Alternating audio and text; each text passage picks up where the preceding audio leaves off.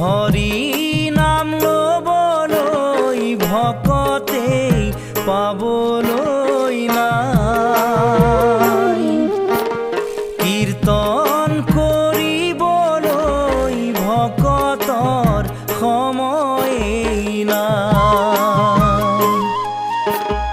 হৰি নাম লবলৈ ভকতে পাবলৈ নাই,